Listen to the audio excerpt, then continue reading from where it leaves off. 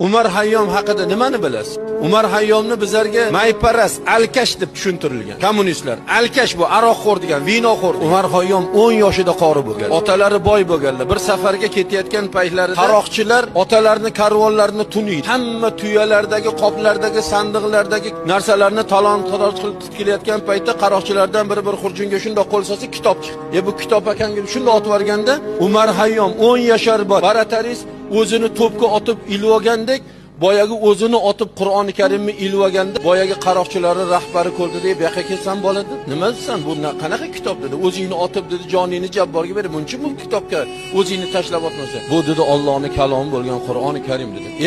"Sen hali Qur'on o'qishni bilasanmi?" dedi. "Nafaqat o'qishni, buni yoddan bilaman" dedi. "Qani ochib o'qishni" deb imtihon qildi. 3-4 varaqdan ochib o'qidi, ko'rsatgan joydan o'qidi. Qaroqchilarning boshlig'i Umar Hayyomning otalariga aytdiki, "Men seni karvoningni mana shu yerdan qachondan beri o'tishini kutib yurardim. Seni xonavayron qilib kapangado qilaman degan niyatim bor edi. Endi niyatimga yetdim, lekin Xudo senga bir qori farzand bergan ekan." Mana shu